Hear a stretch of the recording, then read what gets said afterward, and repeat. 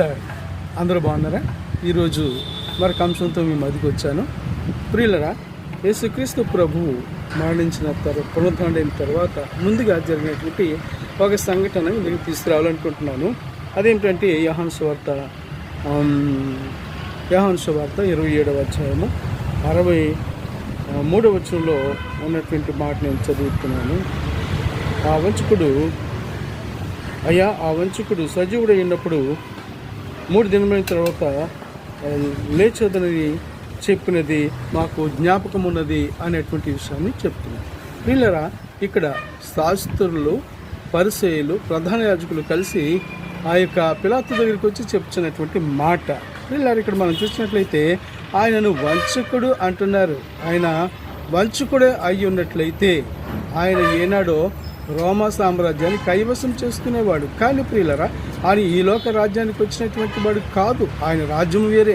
ఆయనది ప్రేమ రాజ్యం, నీతి రాజ్యం,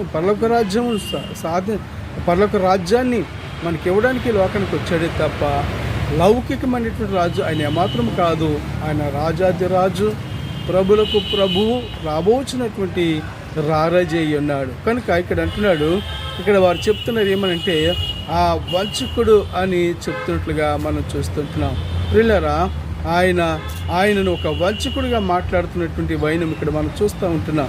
అయితే ప్రియులారా, యేసుక్రీస్తు ప్రభువు అలాంటి స్థితిని కూడా ఆయన అనుభవించినట్లుగా మనం చూసినప్పుడు సమాధిని వారు భద్రం చేశారంటే అండి.